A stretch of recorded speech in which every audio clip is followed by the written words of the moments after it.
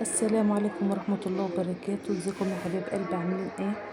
انا عاوزة اقول لكم ان انا كل يوم جمعة بقف كده بص للسما، بقول من قلبي يا رب ملناش غيرك وما تحوجناش لغيرك، واحنا راضيين برضاك. افتح لنا ابواب رزقك وبارك لنا في اعمارنا واهلنا واولادنا وبيوتنا، واكبر خاطري وخاطر كل مكسور، واشف كل مريض، وارحم كل غالي فارقنا يا الله يا ارحم الراحمين. انا عاوزه اقول لكم يا جماعه، اليوم الجمعه ده يوم نور وبركه. احلى حاجه فيها ان الواحد بيقرب من ربنا بالدعاء. ربنا يجعلها جمعه خير وفرحه وسعه رزق علينا وعليكم يا رب العالمين، ويكتب لكل واحد نفسه في الخير. ربنا يتقبل منا ومنكم صالح الأعمال، ويجعلها جمعة مباركة علينا يا رب. ربنا يصلح حالكم وحنا قادر يا كريم جميعا. بسم الله الرحمن الرحيم. انا عاوزه اقول لكم يا جماعه، والله العظيم اللي انا كنت محرومه من بص حتى للسما ده. الحمد لله. يعني انا عاوزه اقول لكم اليوم الجمعه ده، انا ولا كان عندي شباك بعرف اقف فيه ولا بلكونه بقف فيه. انا كنت عامله زي اللي عايشه في الحمد لله الحمد لله. ربنا فرجها عليا ووسعها عليا.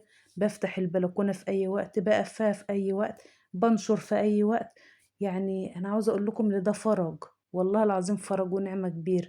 الحمد لله. انا مهما كانت ظروفي كانت ايه وبقت ايه، هو ربنا اللي حاططنا في الظروف ديت عشان نقول الحمد لله دايما.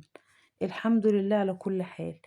انا عاوزه اقول لكم التصوير ده كان يوم جمعه، وعاوزة اقول لكم اللي الاكل اللي انا بعمله ده كان اي نعم الطبخ كان عندي وفي شقتي، بس عاوزة اقول لكم اللي ابويا ربنا يبارك فيه ويخليه هو اللي كان عازمنا على الغدوة دي.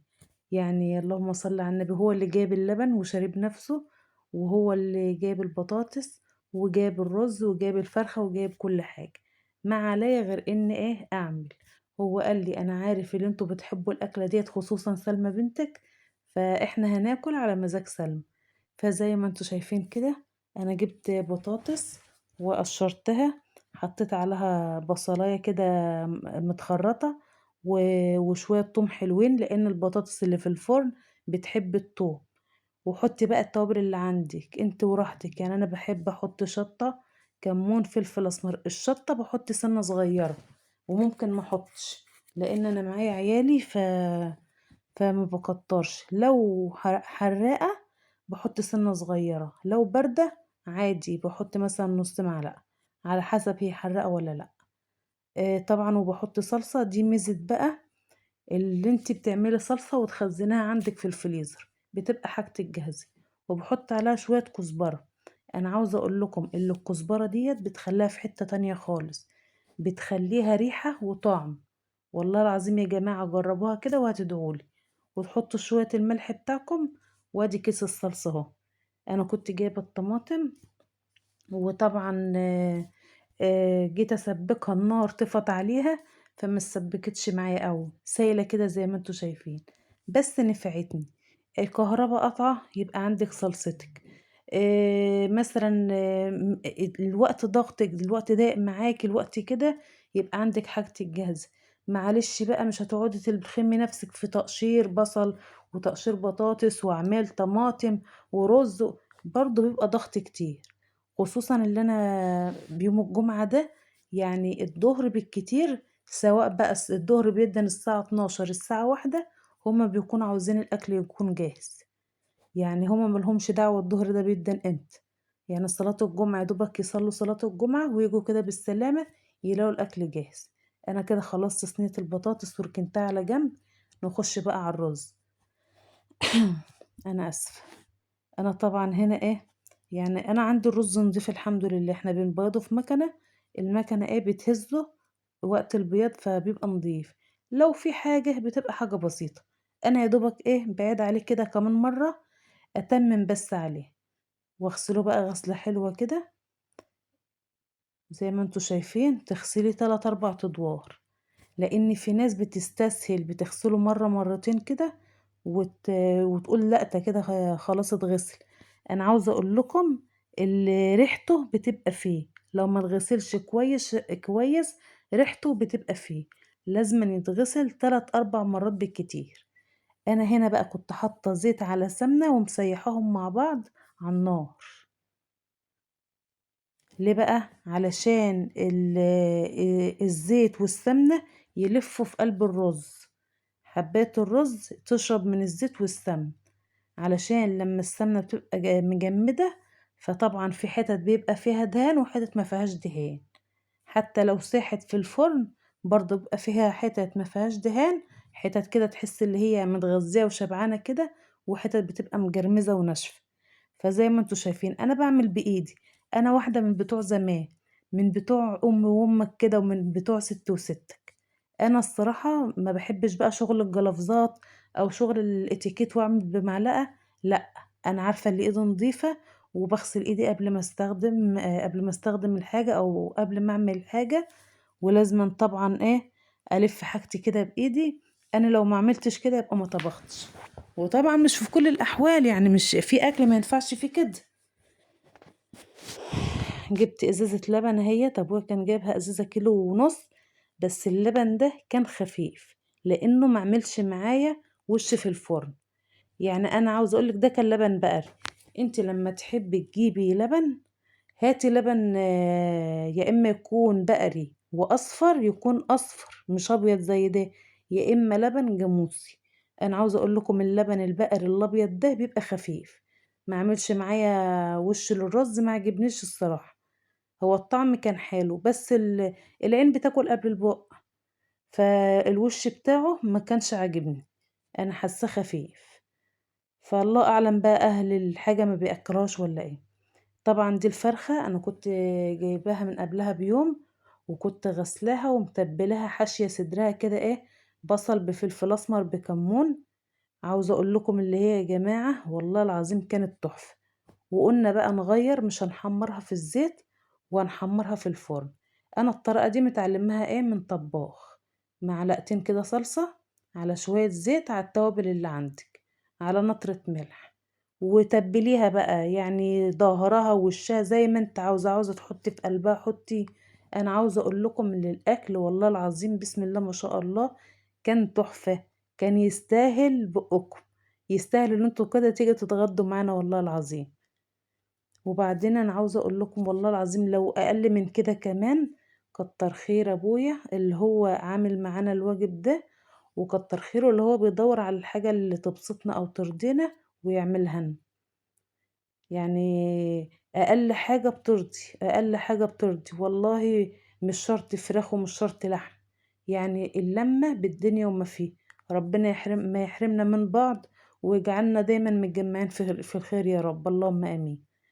انا كنت هنا بدهن الصينية زيت علشان الفرخة ايه ما تلزقش مني وانا بحمرها، لان زي ما قلت لكم هطلعها الفرن. بدهن كده وشها. انا عاوزه اقول لكم اللي هي كان طعمها جميل، كانت عامله زي الكاتشب كده، كانت متحمرة ومديها طعم ولون ما شاء الله يعني. والفرخة كانت كبيرة، يعني شوفوا. انا والله انا بحس ان الكاميرا بتظلم التصوير، سواء في الشكل او في الحجم.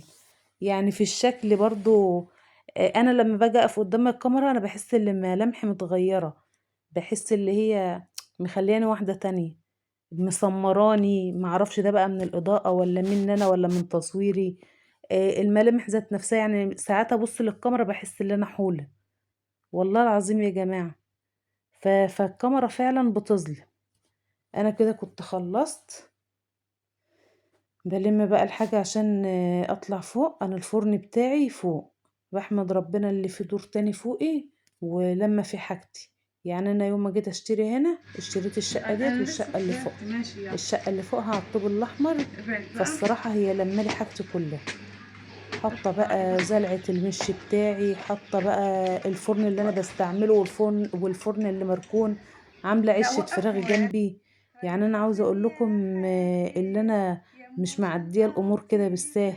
زي ما انتوا شايفين كده، دي عشة فراخ ورايا هي اللي عليها ستارة ديت، وفي عشة فراخ قدامي، والفرن ورايا في المطبخ اللي شباكه مفتوح ده. بدخل بقى هنا اولع الفرن، اقول لكم يلا تعالوا اتفضلوا معايا كده شوفوني بعمل ايه. بسم الله. انا متعوده ان انا اكنس الفرن، سواء بقى هشوي سمك، هحط رز، هحط بطاطس، ايا كان انا بكنس الفرن. مثلا سمك لازق فيه، طب وليه مثلا ان انا اسيبه يدخن على الرز ولا على البطاطس ويغير طعم الحاجة؟ لا، انا بحب اكنسه كده اول باول واحط حاجتي على نظافة. انا عاوزة اقول لكم قبل ما تولعوا الفرن رصوا الحاجة بتاعتكم، حطوا حاجتكم كده على البارد عشان ايدك ما تتلسواش. بسم الله. وده الرز، طبعا الرز هنا عاوز مية، بس انا ما بحطش مية الا بعد ما اطلعه فوق علشان ما يكبش مني على الصينية. هنا بقى انا هولع. انا عاوزه اقول لكم في ناس بتخاف من ولعة الفرن، لا بسم الله ما شاء الله، سمي الله ومد ايدك للشروقه كده او للنار وافتحي بالراحه، هتلاقي لقطت معاكي في ثواني، ما فيهوش اي حاجه تخوف. احنا بقى لما نحط هنا لازما واحنا بنقفل ما نقفلش الباب قوي، نوارب الباب، نواربه، عشان لو قفلت الباب الصهد هيحرق وش الحاجة والحاجة مش هتستوي. يعني مثلا لو رز الوش بتاعه هيتلهف وهيفضل من جوه طري، لو بطاطس وشها هيحمر وهتفضل هي البطاطس ذات نفسها طرية. هنا انا زودت بقى عيار الرز زي ما انتوا شايفين كده، واديله برضو تقلبتين علشان ياخد ويدي كده مع بعضه، ما تبقاش المية في ناحية واللبن في ناحية.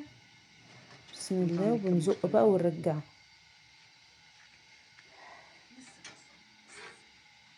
بسم الله الرحمن الرحيم. انا هنا كنت عامله معلقه، يعني احنا ايام زمان كنا بنسند اللحوقي او الصينيه بشقافه، الشقافه ديت اللي هي قله مثلا متكسره، فالحتت بتاعها بنسند بها. فانا ما كانش عندي فسندت بمعلقه واستعوضت ربنا فيها وقلت يلا تبقى للفرن. عملت كده زي ما انتوا شايفين، حطيت الرز والبطاطس وخلاص كانوا استووا، يا دوبك كانوا بيترددوا كده، فحطيت الفرخة جنبهم تحمر. بسم الله ما شاء الله. انا بحب البطاطس تبقى مسبكة عن كده ومحمرة، وشها محمر شوية عن كده، بس بما ان ابويا هيتغدى معانا فما ينفعش اللي انا اعمل اللي انا بقوله ده، لان هو بيحبها ملحلحة شوية. وزي ما انتم شايفين كده ده كان غدانا النهاردة، وبألف هنا وشفا لنا ولكم. وعاوزة اقول لكم اتفضلوا كلوا معانا. اشوفكم في فيديو جديد ان شاء الله.